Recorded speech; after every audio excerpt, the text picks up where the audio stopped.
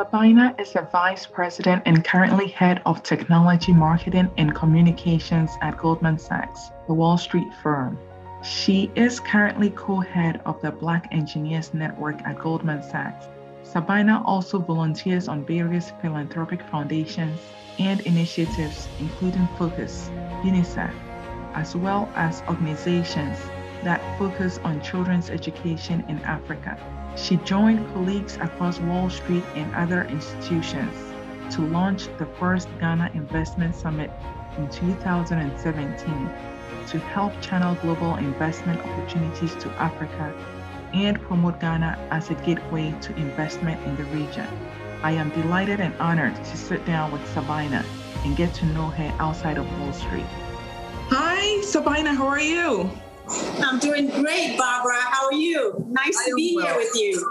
I am so happy that you'd make this time to be here with me. I'm super excited. And like I said, anything for Barbara, anything for Holy Child School, I'm in. Let's do it. Thank you. Without wasting much time, can you just give us a little bit about your journey since you left Holy Child School? Sure. First of all, thank you so much for having me. This is really exciting, and I'm looking forward to having this great conversation with you. It's like going back, decades, right? My journey from Holy Child School actually took me to Wall Street, where I currently work today. I spent 7 years at Holy Child, the first 5 towards the O-level, as most people are familiar with the whole system. And then an additional 2 years in A-level certification, where I studied French economics and literature. I think at a very early age, I sort of knew that I had an affinity towards the arts and businesses as opposed to the sciences. And so right after the A-levels, I left to come to the US. I came to a 4-year liberal arts college to study business and marketing. And then during that time, I landed 2 internships with AT&T Bell Labs. It's a telecommunications company. So this really led to my full-time job at the company doing technology management. And then eventually I found my way to Wall Street. Actually, a good friend of mine said, with your background in technology management, why don't you apply for a job in technology at Goldman Sachs? And that's exactly what I did. And frankly, it's been a life-changing decision, and one that really exposed me to, a career in technology and on Wall Street.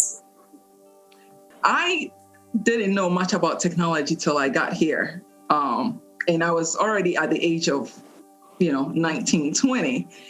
So how does that desire to be in that kind of field develop from that background coming from Ghana?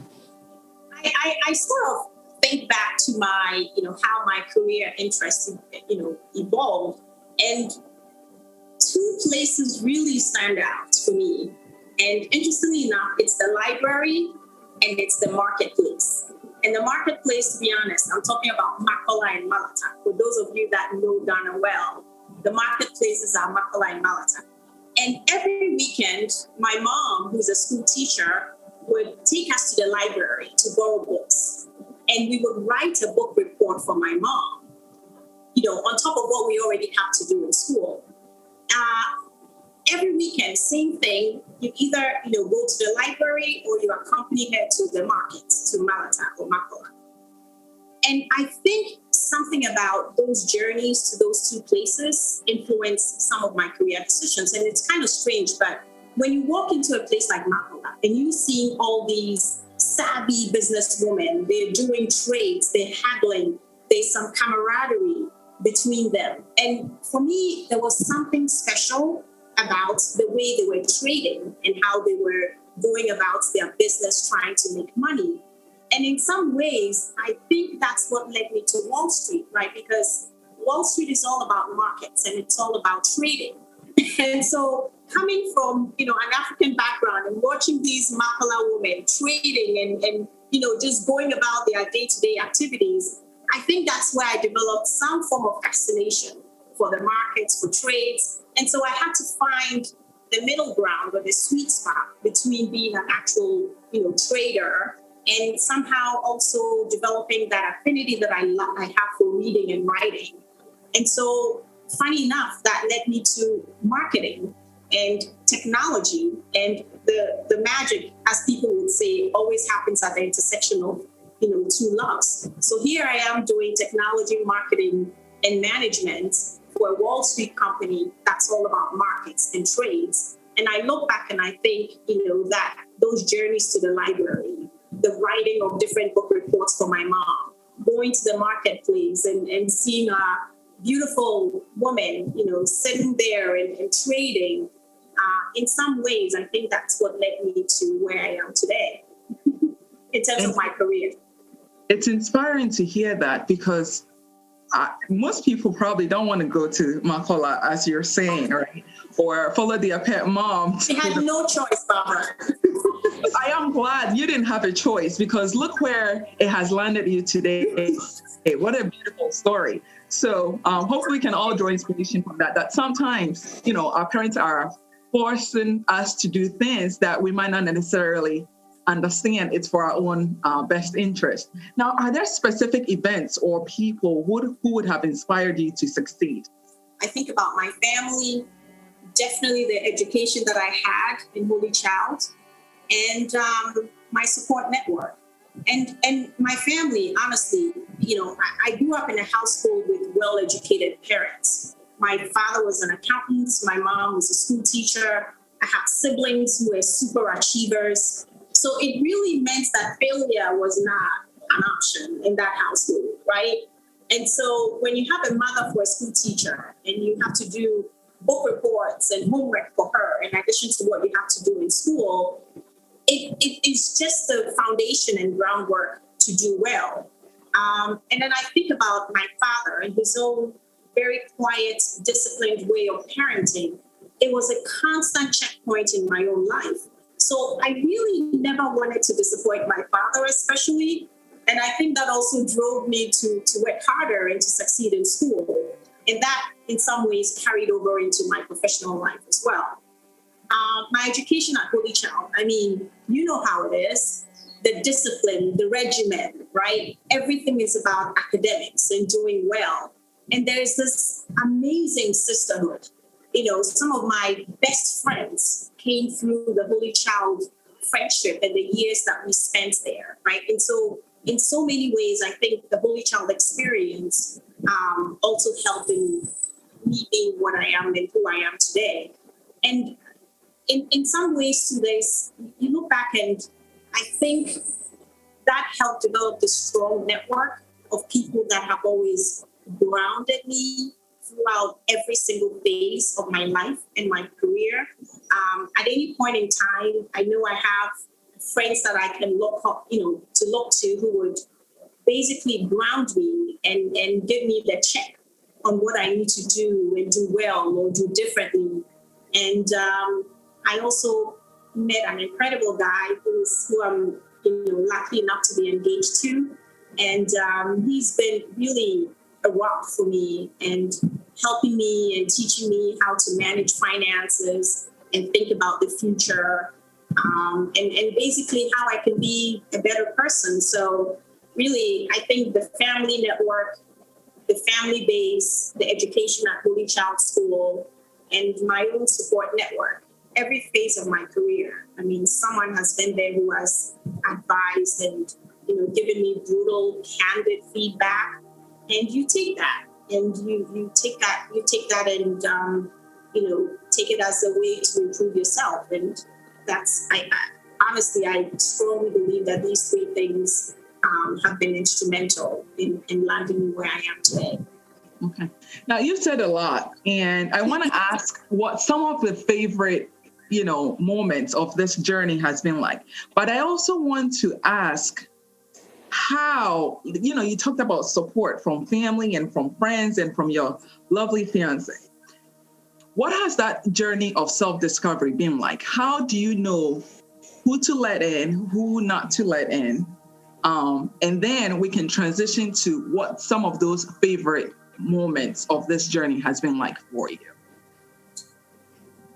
It's interesting because, growing up an African child, Many times you are supposed to be seen and not heard, right?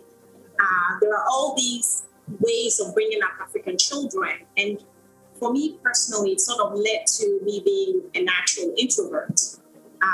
And so I started to become good at what I do just by studying hard and doing everything that people asked me to do, or how I was instructed by my family and my parents and my teachers. So I became really good at what I do.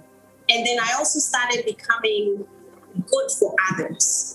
What does my manager want? What does my teacher want? What does my family want me to produce?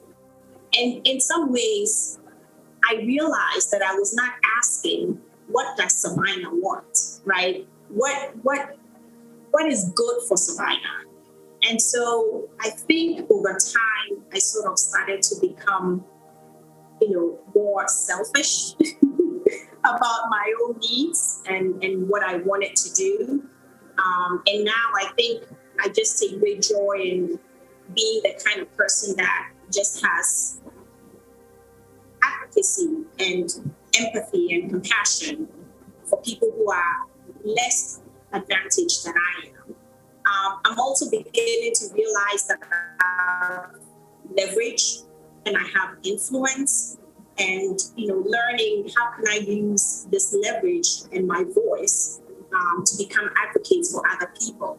So if you were to ask me, who is Sabina? Sabina is someone who I love children.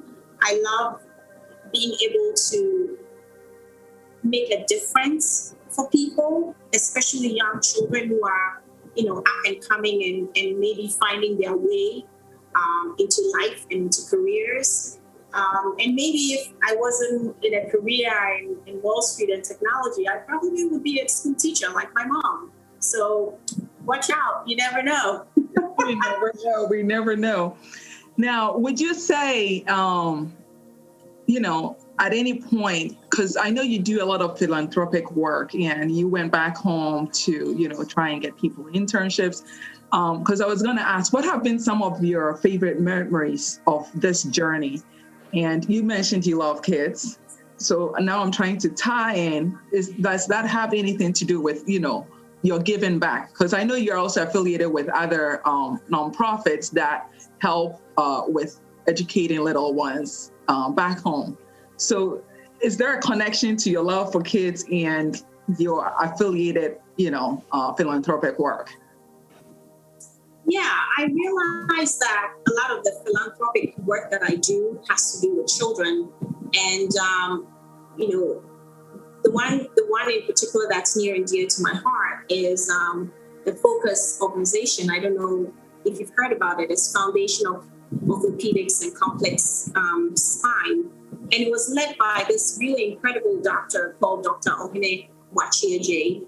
And, him, as well as friends of mine, got me involved in this organization. And it really looks at young children with, spinal deficiencies and how that can be corrected. And, visiting the hospital and being part of this journey really opened up my eyes to the fact that there are these children who are facing incredible hardships, maybe by virtue of a disease or how they were born, whatever the situation is, right? And I think that's where my empathy for children and children who are particularly suffering, whether it's, some form of disease or other, I think that's where it sort of developed. And then I just, having had a great education in Holy Child and having a mother for a school teacher, I'm also very curious about how we are teaching young children today. So I'll get involved in, philanthropies that have to do with educating children. Another one very close to my heart is Pencils of Promise. And they build schools, across different regions, particularly, in Ghana, in the northern region of Ghana. So it just seems like these two things, one through Dr. Boachie, the other one obviously through Pencils of Promise. And it was, for me, was very natural, right? Here are things that have to do with the most vulnerable populations of our society, young kids. and, either sick or finding ways to get themselves educated. And it just felt like it felt right for me to get involved. It really felt right. I'm sure it always will feel right if you have to give back, especially if you have been able to, rise to the ladder, and they say to whom much is given, much is required. And so it gives me joy to know that you are not just successful, but you also want to be able to give back to the underprivileged. Now, are there any obstacles that you've had to? I'm pretty sure there have been obstacles, but are there any barriers you've encountered that you'd like to share with us, how you were able to overcome them? It's funny, when I think about barriers, sometimes I feel like, our cultural upbringing can be in conflict with our corporate identities.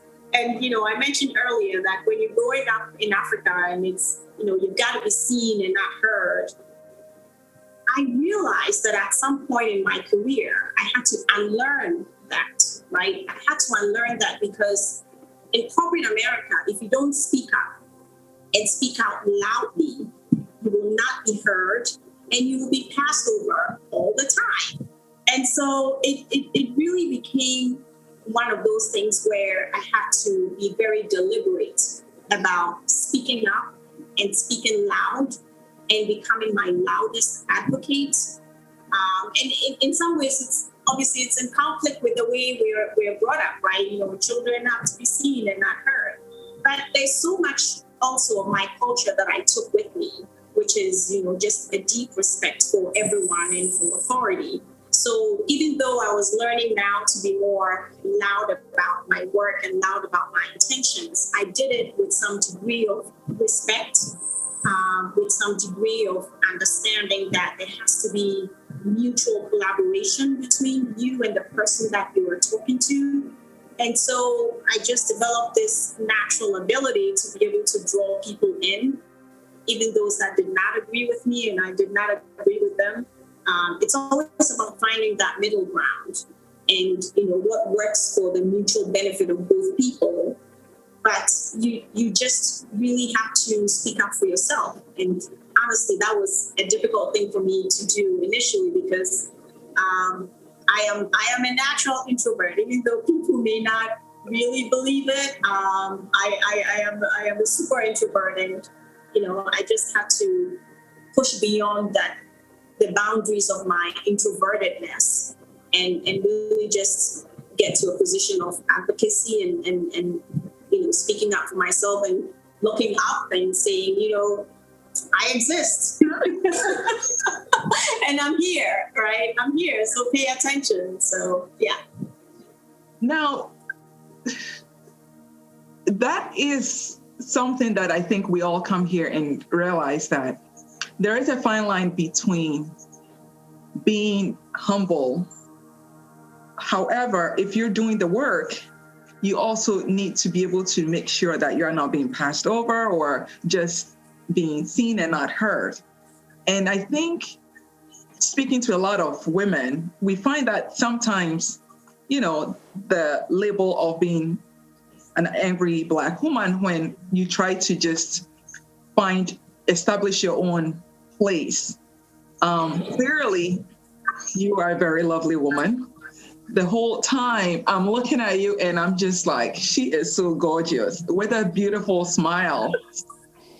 Is that the secret to really, knowing how to be heard and not coming off as a stereotype? Yeah, and it's interesting when you talk about, looking at me and, seeing something. A very good friend of mine used to always tell me, you have to learn how to kill people with kindness. And I thought, you got to be joking.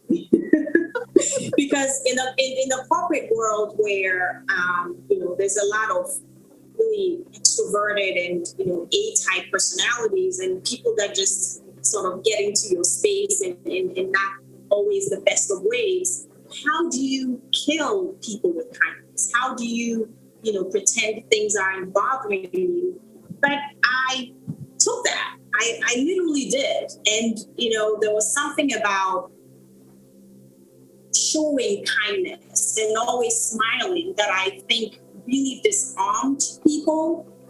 And it really let down their guard for you to be able to come in. So you have somebody who is coming at you, guns blazing, wanting XYZ today, and, without a really substantial or, good logical reason for wanting a particular presentation at a given time. And so if you're able to talk to them and talk about, what works in that moment and what's important, and make them believe that they are part of the decision-making process, like that's just how I sort of approached everything. And there's always a smile on my face. And even though I'm, angry or mad or upset at what is being asked of me or what is being demanded, I approached it with a sense of calm, a sense of composure. I smiled all the time, and I just, exuded respect. And I think that's why, people are in some ways drawn to me, I guess, at work, because, I found that I could be very approachable. And when you're that kind of person, people aren't always coming at you with, guns blazing or anger or whatever the case may be. So it's just, I think it's one arsenal that everyone needs, like in their toolbox, seriously. Yeah. Yeah. Now, throughout this interview, you've talked about your parents, you've talked about your siblings, your friends. With a woman in the position that you're in, I'm pretty sure corporate America demands a lot of your time. How do you attain work-life balance, making sure that your work is done in a time that, allows you to also have some kind of family time, friend time, me time, and all of that? How do you attain that work-life balance? We hear work-life balance, and frankly, I'm not even sure I know exactly what that is. But I remember someone talking to us at work, a very senior person, and saying there is nothing like work-life balance. Rather, there is work-life priorities. And I think it took a minute for me to let that sink in, right? What is he talking about? What does he mean by work-life priorities? But then I realized, what matters to you in any given time? Like, in these next 24 hours, what's important, right? In this time, it's important that I have this interview with you, right? That's going to be shared with, my friends and students at Holy Child School. So what do? I plan in advance to make sure that this moment can happen. And so I think for me, that's what I took from that. The work-life priority means for me that in any given time, what is important? I have nieces and nephews that I absolutely adore.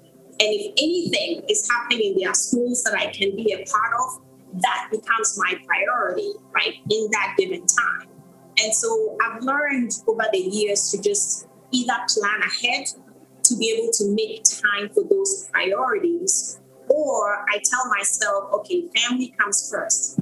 And therefore, if anything is being thrown at me where it conflicts with what I have to do for family, I need to be able to put my foot down and say, I have to be here for my mom, or for my siblings, or for my fiance, and for my nieces and nephews. And so I've learned over time to be able to prioritize that and be very deliberate and thoughtful in planning ahead so that, it doesn't disrupt other things that needs to be done in the workplace.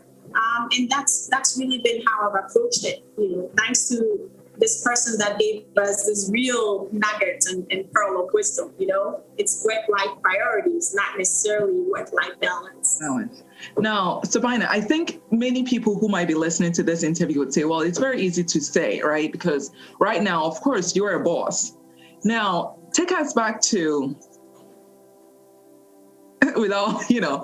many years back where Sabina was at that point, maybe a junior intern, who saw the possibility of one day being at that point without sacrificing, family, or at that point, is that even a thing where, you want to climb up the corporate ladder, but you are also in that tangle of, I have a family, I have whatever else that is, taking my time away from.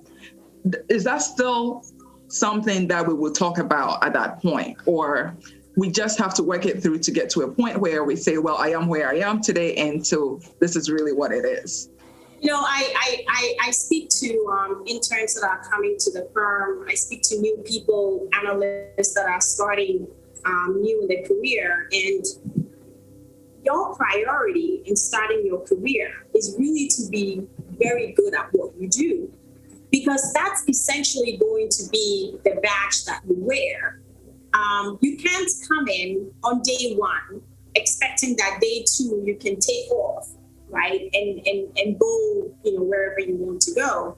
You have to realize that starting out on your career, your priority should be about being very good at what you do. It is essential. And when you become really good at what you do over time, you almost like buy back time, right? Because you've put so much sweat and equity that it gets to a point in your career where you can start to actually collect on that equity, right? And so I tell everyone, and I absolutely did the same things. There were times when I couldn't really go and be at the soccer match for my nephew because I knew that, in this moment in time, this is what I needed to do. And I would find other ways, right, to be able to make sure that I compensated my nephew or figured out other ways, to be there. And I also remember one of my bosses would always tell me that you don't have to have an A+ in everything that you do. Allow yourself a pass, okay? And a pass is a B or a C is okay. And so if in this moment, my priority is to be able to get through this material or get through this presentation, that's where I deliver that A+ effort. Now, that means everything else in that moment could take a backseat, but a backseat is not an F. A backseat is a B+, and a B+ is okay. And so those are the things that you also have to learn. Like when you're trying to balance work and balance your life, at the beginning of your career, you really just have to be great at what you do. A few things may need to just take a little bit of a backseat. But again, backseat does not imply an F or a failure to pay attention to what's necessary. It simply means I'm going to give myself a pass in perhaps not being able to attend this game, but maybe I'll figure out another way to be there. And I think if we start to apply ourselves in that way, we can forgive ourselves for where we're not showing up, right? And I think that's what maybe, as parents or, people who have responsibilities, we struggle with that. We want to be able to give an A+ performance to everything, but the reality of it is we can't. And so allow yourself to get that B+ or a C, and it's okay, because in time, you can switch to give the A+ to the soccer match that's happening. And guess what? Work and everything else would have to take the pass backseat. And I think, that's how I approached the beginning of my career. And it's been super helpful. It hasn't come without some sacrifices, obviously, but I think it's helped, right? It helps you be able to move forward and forgive yourself for the times when you didn't show up as maybe you were expected to. You talk about sacrifices. I'm not going to get into details about what you've had to sacrifice, but I want to learn about any hard lesson that you've gone through and what it taught you. I think it's I've had to value time and relationships a lot in my life. When I was in my late 20s, I lost my father. And when you lose someone who is that close to you, it can really have a profound impact on your life and your relationships. And so I think for me, after that tragic loss, I just really learned to value time. I learned to pivot that loss into valuing good relationships and developing deeper and more meaningful connections with my family and with my friends. And I think to this day, that's just one of those things where, you suffer a tragic loss, and out of that loss comes, some learning or something that just helps you continue on with life. And, many times I think we're living life urgently because you never know when you're going to lose someone who's close to you. And so let's value the time that we have with people today. Let's value the relationships that we have with people today. And let's put our effort into nurturing those relationships and finding deeper meaning in it. Because, I'll do anything, obviously, to have my father back in my life and be part of my successes. But nothing takes away from the fact that I can do the same thing with my mom and with my siblings, right? And so I approach my relationship with them at a completely different level, where every single day, every single moment, every single time, and everything I do, right, is living in that moment with them. And just hoping that you have many more such moments with people who matter the most to you in life. Yeah. May his soul rest in peace. But it clearly appears that out of that hard loss or difficult loss came such a beautiful story that today you are able to share with us. So we are grateful for the impact that he had on your life as one of his daughters. And of course, it was a joy to see your siblings and your mom dancing on the records night that HOPSAN USA Canada recently organized. I'm like, oh, what a sweet moment. So talking about time, yes. Intentional with family, and that definitely comes through. It all makes sense to me now. Now, if you could turn back time to your younger self. Oh my God. What advice would you give young Sabina? Man, young Sabina has a lot to learn in life. But I think the first thing is, as I said, I tell my young analysts, you have to be really good at what you do. And, hard work eventually pays off. But most importantly, I would tell young Sabina, you have to speak up, and you have to be loud, and you have to tell people what you want, because you can't assume that people can read your mind and know what it is that you want. And for me, it was always let my work speak for itself. Yes, your work can speak for itself, but it doesn't have a mouth and it doesn't have words. And it's only you that can actually speak up. So I learned over time to look above my work and look at the people who were, instrumental in making decisions about my work, and just having conversations with them so they would get to know Sabina, and they can be sponsors and mentors and advocates for Sabina.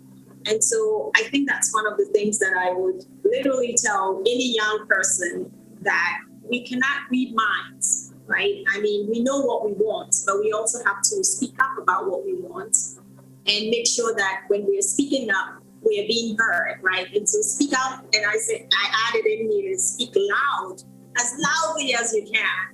And trust me, people remember what you tell them. Throughout my career, any moves that I've made have been because I expressed interest in something. And it may not have manifested itself in exactly what I wanted, but it manifested itself in a way that was sufficient to me and fulfilling for me as well. And so I would always tell people, just be your loudest advocate and ask for what you want. Work hard, be great at what you do, but add your voice on top of what you do so that people can see and appreciate you and, go to bat for you as well. What are you proud of most today? when you look at your own journey? I'm really proud of how far I've come. I'm proud of the education I had at Holy Child's. It's been the foundation of who I am today. I never imagined that, coming from where I come from, leaving Ghana, going to college in the United States, becoming my class valedictorian, traveling the world, working on Wall Street. I could never have imagined that someone like me could be there. And I tell people it's absolutely possible. It's absolutely possible. And so for now, it's like my greatest joy is how I can use what I have, how I can use my influence and network to also help others. And so when I think about one thing that I'm super proud about, several years ago, we led a team from Goldman Sachs to Ghana to do two things. One was to establish a Ghana Investment Summit so that we could really work with Nana-Addo to declare Ghana as a gateway to doing business in Africa. And that was a hugely successful investment summit that we had. And also, during that time, we visited universities and met with lots of students.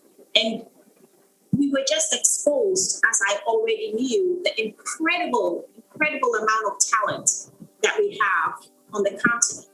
And so we started what we call the Africa Recruiting Initiative, which is let's give these students an opportunity to broaden and get some work experience on Wall Street. And why not, right? Bring them in for summer internships. Let them work with us and see what it's like to work in this type of corporate culture. And it was just such a success that we ended up expanding it to Nigeria, to Kenya. And this year in particular, because we're all in a virtual environment, we're able to open it up to other students from across Africa. So I'm super psyched about the fact that we were able to, first of all, start it in Ghana, right? And it's become this annual event that, other divisions and other people within Goldman Sachs are actually asking, how can we tag along? How can we do this? And I hope that other investment banks, all investment banks on Wall Street, will do the same thing, because the more that we can come together to give opportunities to young people, the greater the impact will be, right? And it's let's give back, and let's watch them also give back, because when you do good and you carry it forward, right, your goodness is also carried forward. And so I'm just excited to see what the next, 5 to 10, 15 years would be for Africa Recruiting Initiative, where we can say it's really, truly an industry-wide effort and not just something that one or two banks are doing today. So I'm super proud of that, super proud. I'm hearing it, and I'm super proud of that. So congratulations in leading this effort, and I can't wait to see what other people could possibly do with this initiative. Maybe we'll find the next Sabina. I think there are many Sabinas out there, right?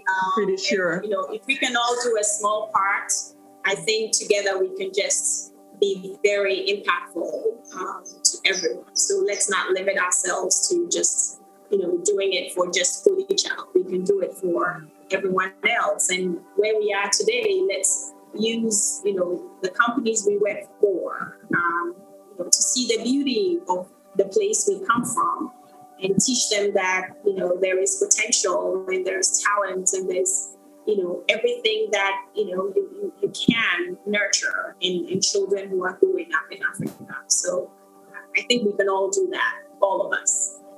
And you are doing that. Thank you so much for your time this morning. We will be following your story. Of course, we have been. And so we are excited to see what the next steps are for you.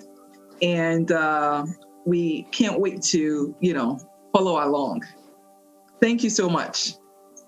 Thank you for having me. I really appreciate it. And stay safe and stay well, and see you all soon. Hopefully after COVID, when we can be in a place where it's not a Zoom interview anymore, right? It's face-to-face and we can hug and shake each other. So I'm looking forward to that moment. Thank you so much. I'm looking forward to that. Yeah, I'm looking forward to that too. And I'm going to hold you up for that. Thank you. You have a wonderful day. Thanks. You too. Bye-bye. Bye-bye.